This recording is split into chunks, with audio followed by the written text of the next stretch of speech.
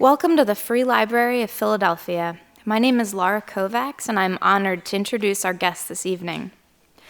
Born in Philadelphia with roots in South Africa and Trinidad, Zinzi Clemmons is co-founder and former publisher of Apogee Journal and a contributing editor for LitHub. She received a BA in Critical Theory and Literary Arts from Brown and an MFA in Fiction from Columbia. She teaches literature and creative writing at the Coleburn Conservatory and Occidental College. Inspired by her own life, her debut novel follows a woman caught between cultures as she struggles with love and the loss of the person who shaped her the most. Paul Beatty, this year's Man Booker Prize winner, says the book signals the emergence of a voice that refuses to be ignored and reads like a guided tour through a melancholic Van Gogh exhibit, wonderfully chromatic, transfixing, and bursting with emotion. Please welcome Zinzi Clemmons to the stage.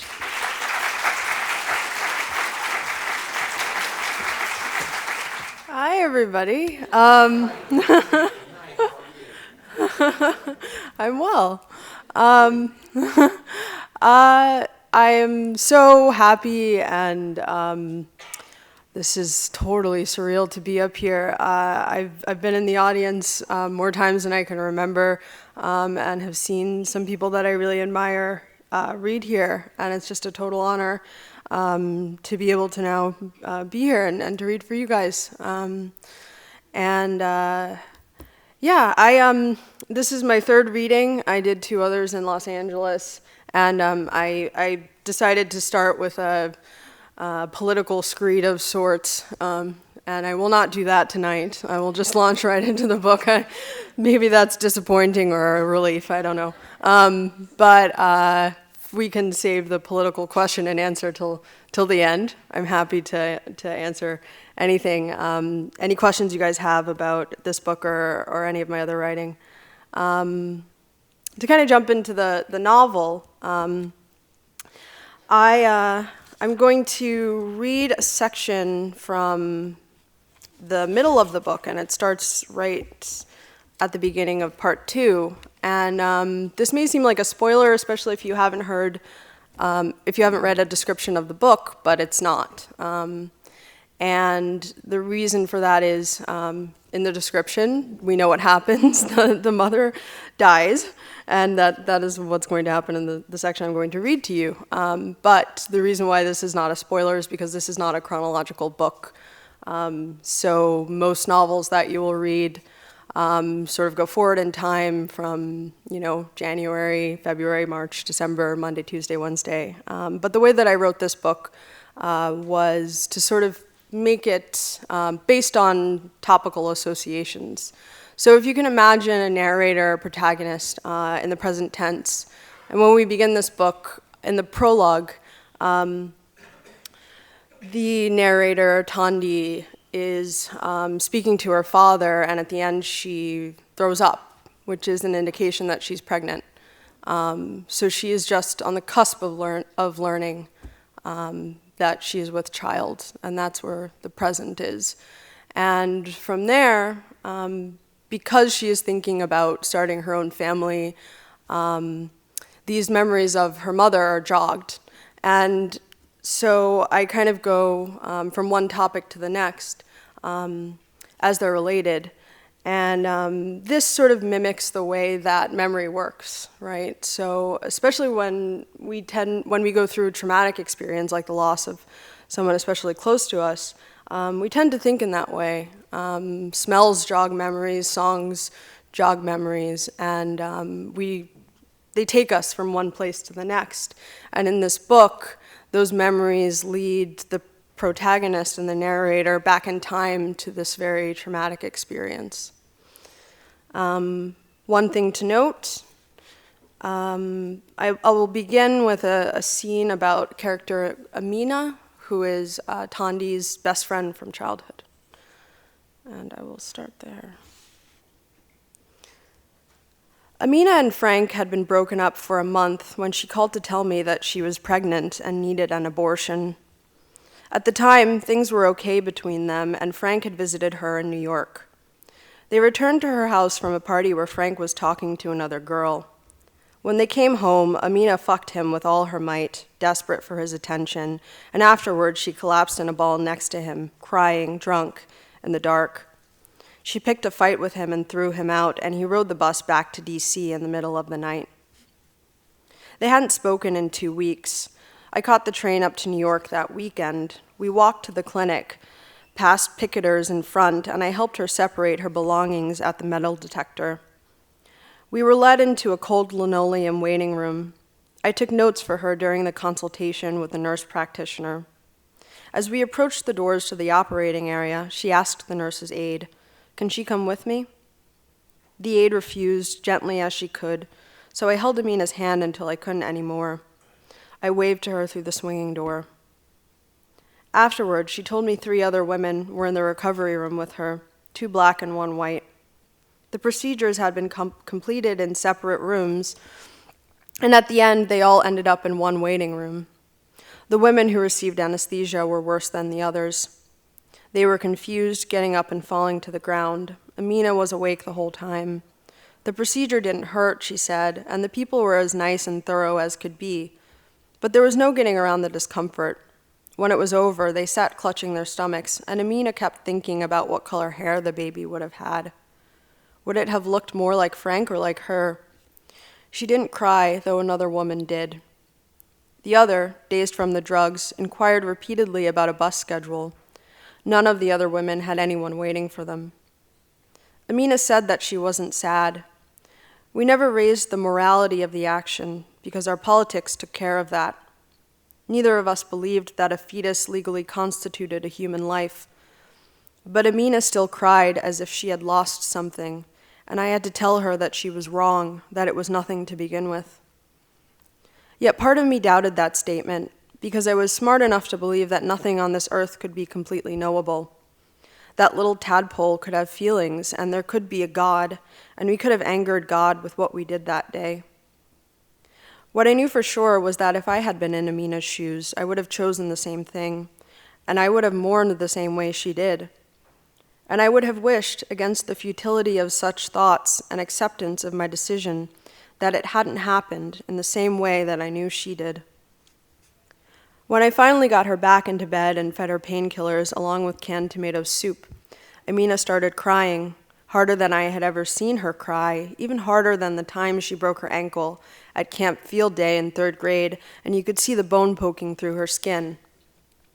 "I love Frank," she wailed over and over, "and he's going to hate me for this." I told her she didn't know that he would, but she decided to keep it a secret anyway. She never told him, and 3 months later, they were back together for good. My mother was completely exhausted in the first few weeks after treatment. She needed someone to bring her lunch during the day, to remind her to take her medicine, and to sit and watch television with her. I was home from college for the summer and played her caretaker. For most of the day, she sat alone in my parents' bed in the same position, hugging a body pillow, her head angled toward the television. She wore a stocking cap and her old cotton pajamas. Her treatment center was in the middle of one of Philadelphia's most expensive neighborhoods. The building was a classic stone-fronted townhouse that overlooked a small park. It looked like a mansion, offering an opulence I imagined to be comforting to my mother. But that was one thing we never talked about, the apparent moneyedness of her treatment. It was something she knew her friends couldn't afford, and for that I think she felt guilty. She told me that, surprisingly to her, most of the people in her chemo center were black. I was surprised as well, but I never revealed as much. I thought of a friend's mom, whom I knew from elementary school, and the people in the ads and brochures for cancer foundations. They had a look, older, round, rose-cheeked, what little hair they had graying and mostly white. No, my mother said, in her center they were mostly black men and women, quite a few of them young, in their 30s and 40s, working to middle class. Many brought their children to treatment because the kids didn't have anywhere else to go. She told me about one woman in her support group who had no family, no friends willing to take her in or help her. It was just her and her daughter, the woman said, and she cried and cried. I never told my mother that. Until then, I had thought of cancer as a disease of privilege, I hated how it had been elevated above and beyond all other diseases. I hated the ribbons, the bracelets, the ubiquitous awareness campaigns, the constant sponsorships. Another thing I wouldn't tell her, since starting college, I hadn't admitted to anyone that she had cancer. I didn't want anyone's pity. My classmates and I theorized enthusiastically about the AIDS movement and how disease had taken the place of dictators in post-colonial Africa. I could not admit to my friends that my family was benefiting so heavily from first world wealth. They thought that in Africa we lived in huts and played with elephants, and I did nothing to disabuse them of that notion. Dirty and inconvenient, AIDS was a disease of the people, I thought. Cancer, to me, was the opposite. Its cause was endorsed and healthily sponsored. But I never admitted to my mother what I thought of her disease, that thing she lived with day and night that was more present to her than us, than even God. Unlike family or faith, her disease was something she had never chosen.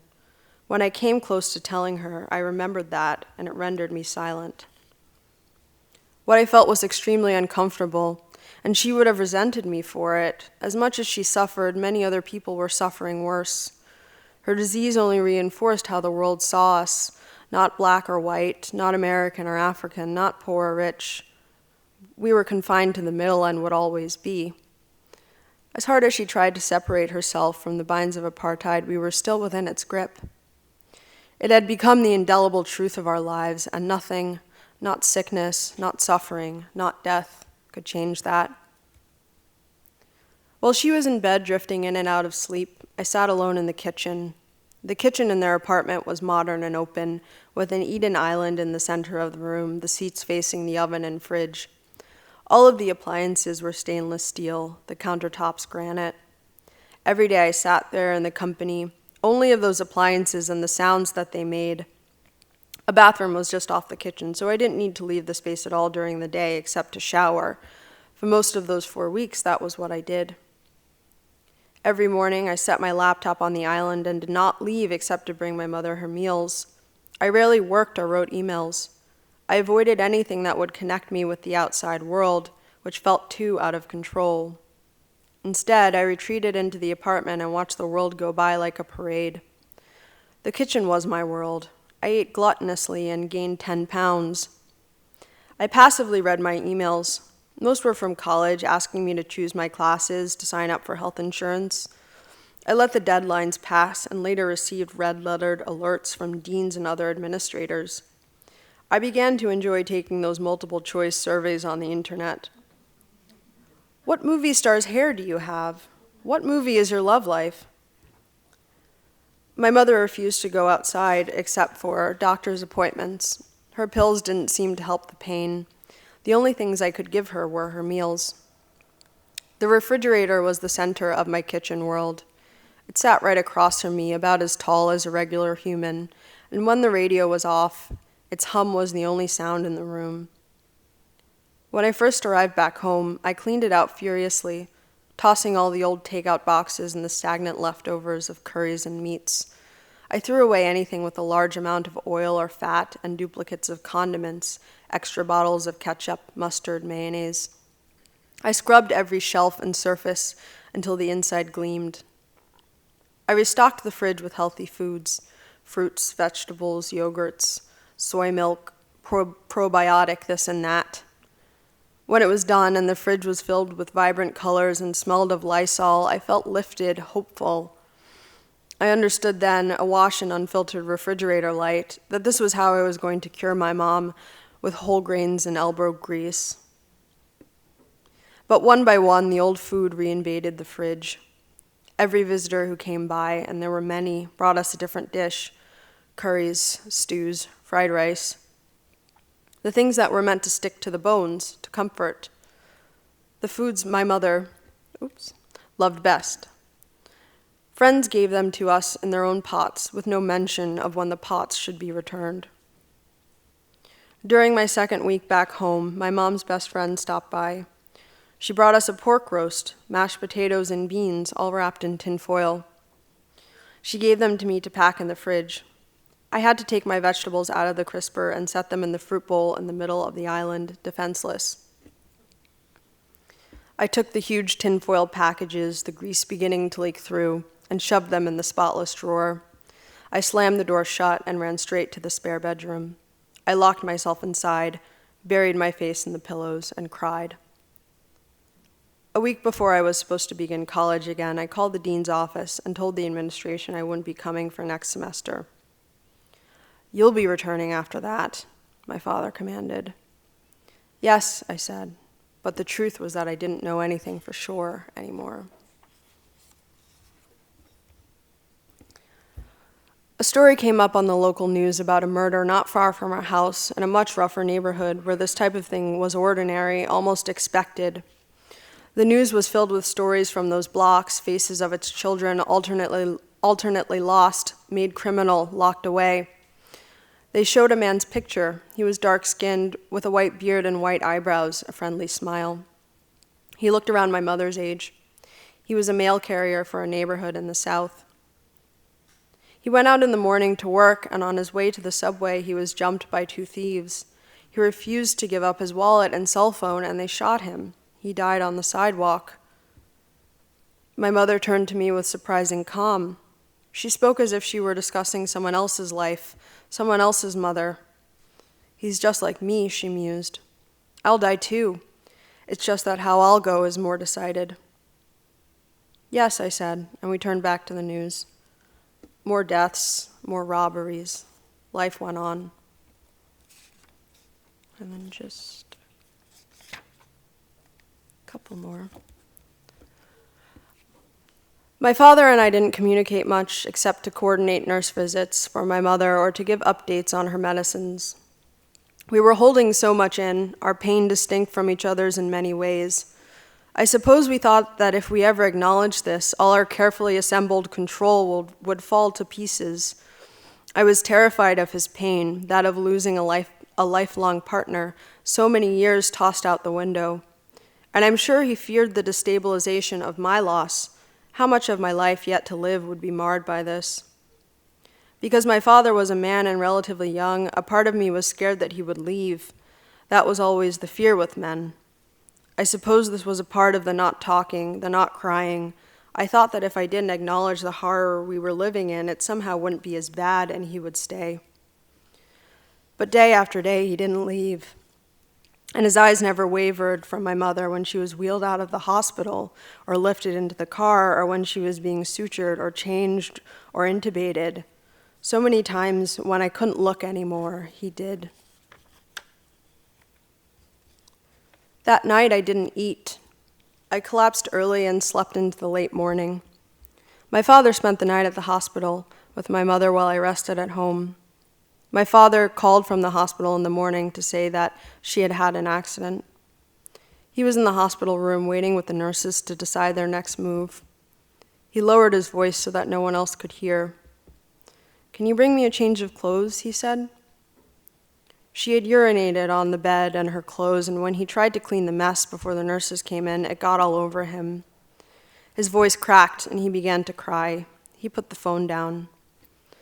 I packed him a shirt and a sweater from his closet, and some new pants from his drawer.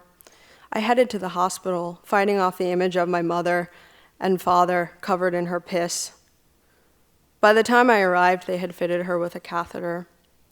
"No more accidents," the male nurse said, smiling, trying to be upbeat. I imagined the painful method by which he had connected the catheter to her bladder. From the bottom of her blanket ran a tube that connected to a clear plastic container at the foot of the bed. I sat in a chair by her side while my dad changed in the bathroom in the hall. When he returned, the doctors told us she wouldn't wake up after this. I wondered if she could hear, if she knew what was going on, and I decided it was better if she didn't. I decided not to think anymore. I stared at the urinal, the tubing, not watching, not reacting. The room smelled acrid because she had an infection, which was what was forcing her into a coma. I let the smell overwhelm me until I couldn't smell it anymore. The stench was nothing more than molecules moving in and out of my nostrils, the scene nothing more than light reflected off objects alive and inanimate, some dying. And then just 2 more pages. We moved her to a hospice in downtown Philadelphia, across the street from one of the cafes I used to visit when I was a teenager. She was taken there from the hospital by ambulance by 2 young women around my age, one of them larger, darker skinned, with hair gelled to her forehead and plastic-looking curly cues. They wore smiles to which I had no concept of how to respond and joked in a careful way with me and my dad. I imagined them being trained to handle families with extreme sensitivity. You can use humor, but not too much. Stick to neutral subjects, nothing controversial. My father rode in the ambulance while I waited outside the hospital under the neon emergency sign. After I'd spent 20 minutes in the cold, my mother's best friend pulled up in front of me in her old Chrysler. She cried as she turned the wheel, almost running red lights. We didn't speak. Her car smelled stale of smoke. The oldies station played on the radio. Al Green beneath a light layer of static. The hospice was a new place on the top floor of a cold brick building with few windows. When we arrived, a tie-dyed social worker tried to steer me into a cheerily lit kids' room. The staff had a phrase for what was happening to my mom, the dying process, and they said the words like they should be followed by a TM, like she was in the process of walking to the store or buying groceries, just another thing that humans do. While my father was out grabbing us prepared sandwiches for dinner, I crept into her room. I closed the door and shoved a chair against the doorknob so no one could enter. I had many things I wanted to say. Some sleepless nights ago, I'd made a list of all the things I needed to apologize for, all the things I needed to tell her I forgave her for. But as I stood there with those mathematics in hand, the weight of the moment on me, I said nothing. And when I tried to speak, only tears came. The pain was exponential, because as much as I cried, she could not comfort me, and this fact only multiplied my pain. I realized that this would be life, to figure out how to live without her hand on my back, her soft, accented English telling me, "Everything will be all right, Thandi." This was the paradox. How would I ever heal from losing the person who healed me? The question was so enormous that I could see only my entire life and everything I know filling it. And I'll end there. My question is that during that period, those 3 periods that you brought up with that young lady, what personality trait would you describe that person going through at that particular time, the victim of that, the abortion and that sort of thing, and the young and the mother? What would you describe? Would you describe her as being grunt and upset, or before the fact she getting in a coma? How would you look at that?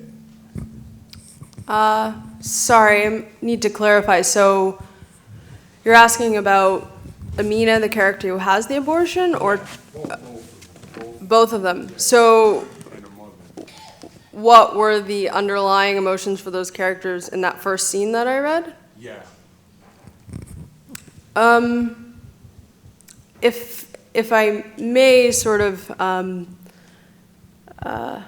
analyze your question, I think maybe what you're getting at is the sort of moral ambiguity to that scene, which was very much intentional, right?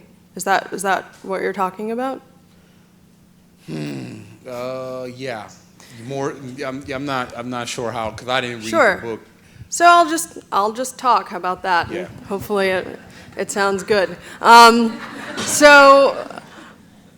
So I really wanted to write that scene, and people have made comparisons as like, this is alternative motherhood, abortion, right? This is a book about mothers, and that wasn't really my intention at all. That actually came from a political place, and I think actually it kind of sufficed as well for my political screed. What was behind that scene is abortion, obviously, is an incredibly divisive topic in our country, and it's been made so by politicians who have very little interest in the women who it actually affects. So what I was trying to show in that scene was basically the kind of bind that those two women are caught up in. So Amina could envision having a child with her partner, and in fact, they end up together later on. They're a long-term couple. At the same time, it's not something that's right for her life at the time, and that's why you hear Thandi going through all of these various contradictions and sort of saying, well, I would have perhaps done it this way, but I couldn't. And we really are caught in those positions by this trap that is created for us by politics, right? And one thing that I think is probably especially relevant today with the current climate is, there are all these, since the election, there have been all of these discussions and debates about how we address politics and how we have conversations between people who disagree so much. When we talk about political debate, the way that you engage in debate is that you have to acknowledge and sort of anticipate any criticism that would come from the opposite side. And in order to do that, you have to acknowledge all of the various contradictions in your argument. And that's basically what I was doing there, was acknowledging the contradictions. So we have the political layer, we have a personal layer, we have a metaphysical layer, and every woman must really contend with those various layers when we decide whether to have a child or not. And I think when we're talking about something like abortion, it actually strengthens our arguments when we acknowledge all of those layers and the complexity of the issue, because then you can really start to have a genuine debate and actually probably win it when we acknowledge everything that's sort of encapsulated in the issue. Zinzi, when you're trying to acknowledge all those levels, does that make it more challenging to get the fiction created and across? Having to accommodate all of those levels that you want to have the text include, and to do that in fiction rather than, say, a nonfiction. I think actually that's kind of the mode in which I work with everything. I think you saw a similar technique through the rest of the vignettes that I read. Is one thing that part of the way that I approach fiction is to really pick apart issues, and especially issues that we assume to be accepted assumptions in our culture. That's really what excites me, is being able to do that kind of close study in fiction. And I'm sure we'll have more questions about the fiction-nonfiction divide, but I think fiction really allows you to work even closer at the level of detail because you're not restricted by what actually happened in the past. So what I did there in that first scene was completely invented. And my personal experience would not have allowed me to delve that deep. But what I did was I did a lot of research, and I spoke to, in particular, a friend of mine who's now an abortion rights activist. And I was able to construct that scene and say what I wanted to say. But if I had been working from a nonfiction place or writing an essay, I wouldn't have been able to say the same thing. Could you talk a little bit about the form of the novel? It's an unusual form, not only because of the short vignettes, but because those are also interspersed with photographs and sort of drawings and graphs and excerpts from articles. And I'm curious about sort of what the initial seed was and how you developed the form of this novel as it grew. Yeah, so I started writing in college. I started writing in creative writing classes. And when I started writing, at the same time I was studying, I was in a course of study called Modern Culture and Media, which is basically a critical theory approach to media and film studies. Was formerly called semiotics, if you've heard of that. And I was basically working at the very contemporary postmodern end of the spectrum. And that's really, again, that was where I started writing. So I started from a place of experimentation and freedom. And that's really, I think people find it hard to believe, but that's really how I've always written. I've, sometimes toggle back and forth, and I had a difficult time writing a novel in this form because I had an idea that a novel should have a beginning, middle, and end, and I had to really fight against that. But I actually, some of my earlier short stories are much more out there than this is, and I have always, in those stories, I actually like made my own graphics. There are a couple in here that are made like on Microsoft Word and like a scanner. But I've always worked with visual elements, and part of that is my own background. I have, when I was in high school and college, I drew a lot. I was a visual artist. I've done a lot of graphic design and production, and so it's always a part of the question to me when I'm writing, not just what the words are and what their meanings are, but also how they appear on the page and what the reading experience is. So I thought a lot about the pause that would be created from reading something and then turning the page. That gives you another couple of seconds for the thing to sink in. And it's sort of like, you can think of it like a line break in poetry. And because I've always worked on books and I've always been visual, I've always thought about how those elements work together. So short answer, that's just my style. Hi, Zinzi. Hello, stranger. First, I just want to quickly say that those of us in this room who've known you all your life, you have no idea how incredibly proud we are of you. You make me cry. Thank you. And it's such an honor just to be here to witness this. And, Thank you. And I'd be remiss if I didn't just let you know that your mother and all the ancestors are extremely beaming with pride at this very moment. So thank you for sharing that. But my question to you is this. You talked about, Here it comes. you know, you talked about just the process of putting the novel together and some of the things that you had to navigate just in terms of structure and that. I'm more curious, rather, about the characters themselves. Mm-hmm. And at what point in that process did the characters become alive and take over, or at least dictate the direction?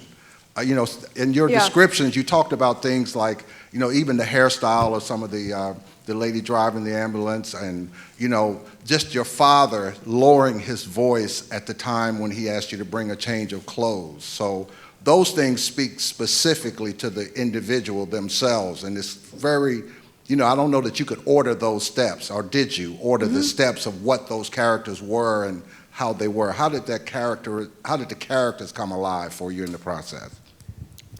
So I think the best way to answer this question is to quickly go into teacher mode. And what I always tell my students is that the best way to write a character is to just think of somebody from real life and just copy down what they say. Because characters are really based on those contradictions. And like you said, I like the example of like the father lowering his voice, those kinds of things that often, if you're trying to invent something, you would not. I think I actually did invent that, but it was something that I'd seen happen before. And basically the way that I think every fiction writer writes characters is a composite of different people that they know, different things that they've observed. The hardest character to create in this book was Thandi, and in particular, some of the later sections of the book where she's contemplating motherhood and thinking about those things herself. I've never interacted hugely with, I've never really even babysat anyone. That took a lot more research, so I did a lot of reading and like watching videos of women who had just discovered they were pregnant, and some like blog posts and things like that. I think, you know, the most important thing probably when we're talking about characters is to make sure that they're unmediated, right? Those are the quirks and contradictions. That's the lowering of the voice thing. And I think wherever you can kind of get that, unexpected quality, usually it's from life itself. But kind of pursue those things that would surprise a reader is really how you go about doing it, and just kind of putting as many in as you can, honestly. I just wanted to know, what was your mother's faith? Okay. Well, first of all, this is a novel, so a lot of the parts that I read were happened mostly because, sort of like I just said, when you're writing about these experiences, to really make it ring true, you do need to work from life. And so some of these parts were things that I wrote down while I was actually going through this experience myself. And the character that is created in this book none of these characters are exactly like people in my life. So the character of Thandi's mom, do I say it? I don't think I say it. Maybe I mentioned church, but I think I imagine them to be generally religious in sometimes I think of religious people because I'm not religious at all, but I sometimes separate people who go to church for more community reasons than perhaps spirituality reasons. And I think that's probably what I had in mind here. Not for a religion to be like an over-present thing, but more just to say that it's sort of something immovable in her life, because we don't choose our health. It's one of the scariest things in life is that you can be healthy one day and the next just completely not. And it's, as we're seeing now, really more than we have in a long time. It's a great equalizer. And so that's what I meant by that, is that we just don't have a choice with our health. Yeah. Good evening, Zinzi. Hello. Hi. Hi. Hi. What obstacles or challenges did you face in bringing this work and making it a reality, from the seed of the idea to making it a reality, and how did you overcome them? Oh, countless. Well, first of all, this book started off as a different book. It was a linear chronological narrative, a more traditional novel, and I was writing it, and I just couldn't connect close enough with the characters, and it wasn't really working. But at the same time that I was writing that book, I had just gone through this experience in my life, and so these parts kept coming up, were much like some of the ones I just read, that were really, really raw and really real. And so at some point I showed that manuscript to my agent, and she said, "I'm sorry, this is not good except for these parts right here." And it was only a handful of pages, and I had written over 100. So that was really, really hard. I just had to throw most of it in the trash, and I did that 3 times in my career. So I started writing in college. I'm 32. It's been about over 10 years, from first attempting to write a novel until this one. And I think one of the biggest challenges was teaching myself how to write a novel, how to write my novel, right? Every writer has to figure out what their specific story is and how to tell it in a specific way.